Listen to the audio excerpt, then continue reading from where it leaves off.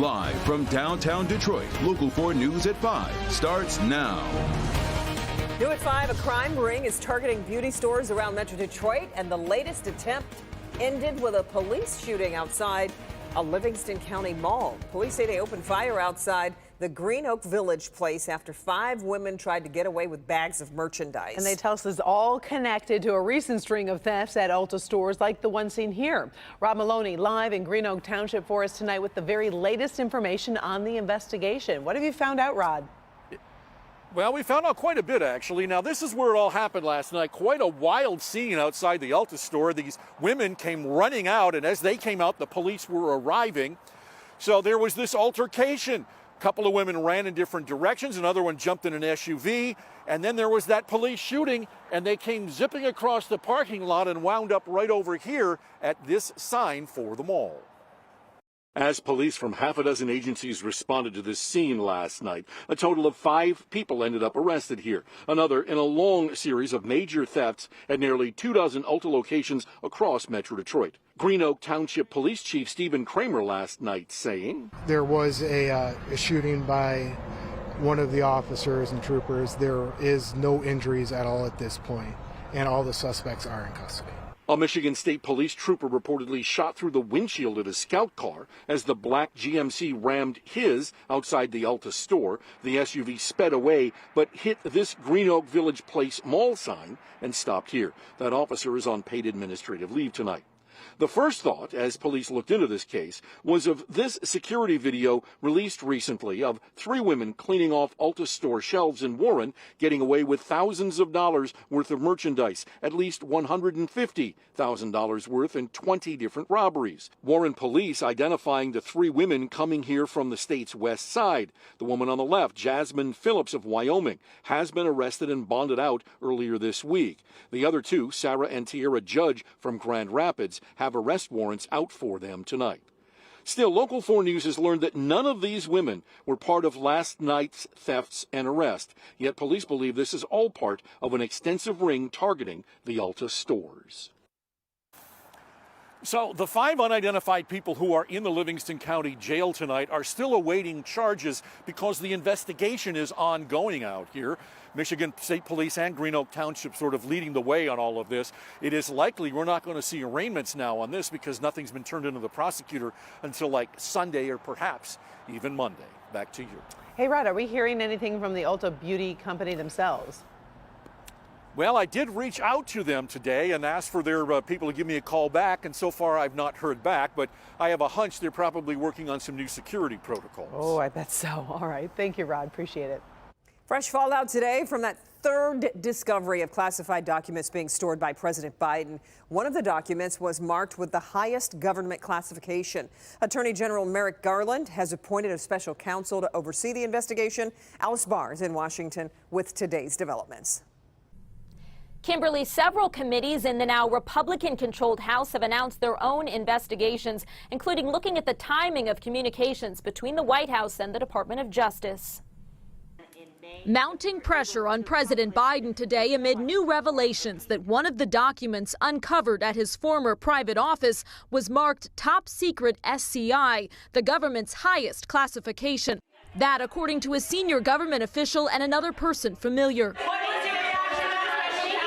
President Biden ignoring shouted questions today after saying yesterday, "We're cooperating fully with what is now a special counsel's investigation into his handling of classified material as he was leaving the vice presidency. The president's lawyers finding sensitive documents from the Obama administration at that Washington office and Mr. Biden's Delaware home. The first discovery came right before the midterm elections. But while the National Archives and Justice Department were alerted right away, the public didn't learn of it until media reports this week. The White House on defense. There's an ongoing process, and we have spoken when it is appropriate. The extraordinary turn of events comes as a separate special counsel is investigating the president's predecessor and likely 2024 rival, former President Trump's handling of classified documents.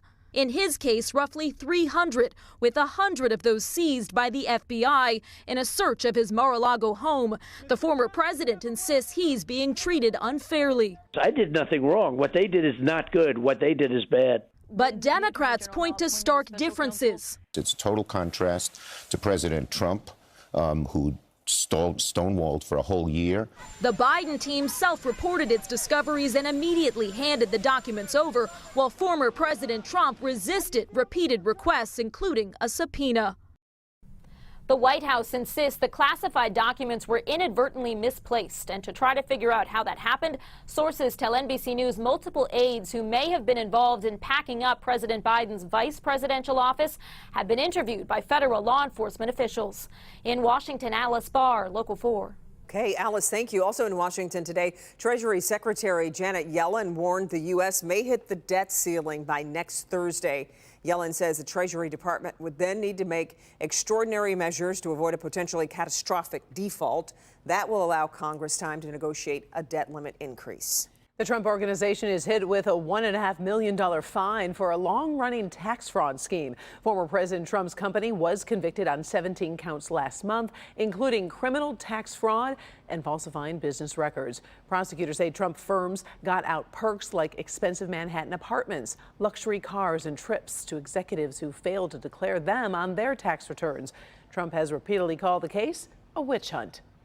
A Lansing man is on his way back to Michigan one day after being released by Russia. 35-year-old Taylor Dudley was taken into custody by Russian Border Patrol 9 months ago when he crossed the border from Poland.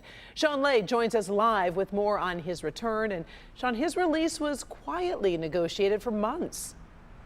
Absolutely. This is a case that we have not heard about because Taylor Dudley's family found it best to keep this quiet while negotiations to get him out continued. Another American jailed in Russia and now headed home. This is Taylor Dudley. He's from Lansing. The 35-year-old was backpacking in Europe and then went to Poland for a music festival and crossed over the Russian border without the proper paperwork. He's been held in Russia for 9 months until now. Back in Washington today, Dudley appeared with those who helped get him out, including former New Mexico Governor Bill Richardson, who immediately mentioned Paul Whelan, a Metro Detroit man still being held in Russia, accused of being a spy. Our work is not yet done. We are continuing to work on the release of Paul Whelan and other Americans held in Russia whose cases are less known. With Dudley's release, there was no prisoner exchange, as we saw recently with basketball player Brittany Griner.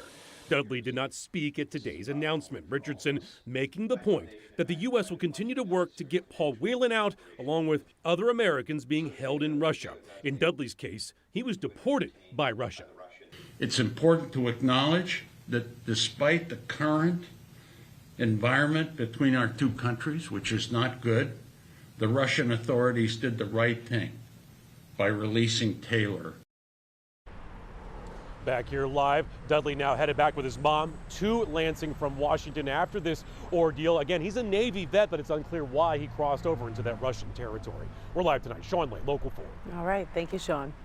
Well, we are hoping to learn more about the circumstances surrounding a deadly fire that happened on the city's east side. A man in his 60s was found dead in a home on Kennebec near Connor and East McNichols. Video shows smoke still coming from a window in the home after the fire was out. Police have not said how that man died.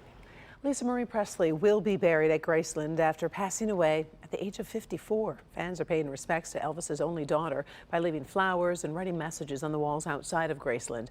Presley died yesterday, hours after she was hospitalized for a medical emergency. More details on her death have not been released. She will be interred at Graceland next to her late son, Benjamin. Elvis is also buried at the Memphis mansion. Will the streak end tonight? In about 6 hours, we'll find out if someone has won the massive billion-dollar Mega Millions jackpot. Plenty of people have won smaller prizes in the lottery game, but nobody has matched all 6 numbers since October. That's helped the jackpot balloon to $1.3 billion. The cash option is $707 million. Michiganders have purchased 3 million tickets for tonight's drawing so far. We'll have the winning numbers for you tonight at 11. And tonight at 6, Help Me Hank has a new warning for anybody hoping to win big tonight. How scammers are targeting people playing the lotto. That's all new at 6.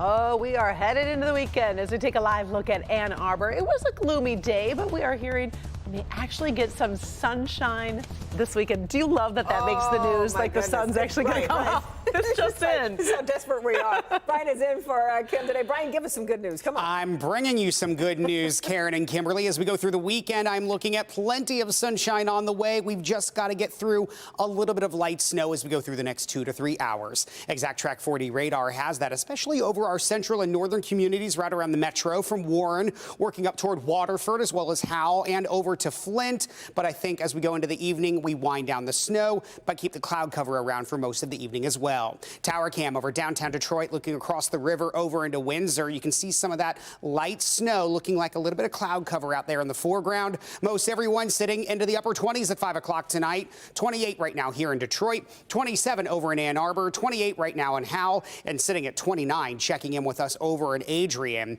The winds have also been gusty, working throughout the entire day, upwards of 20 to 25 miles an hour heading into the early evening hours tonight. But I think those will subside overnight tonight as well. Cloud cover sticking around tonight, mid-20s by 10 o'clock tonight, before sunshine the next few days, and more rain and snows on the way next week. Details on what you can expect in your complete 4-1 forecast, that's coming up in just a few minutes.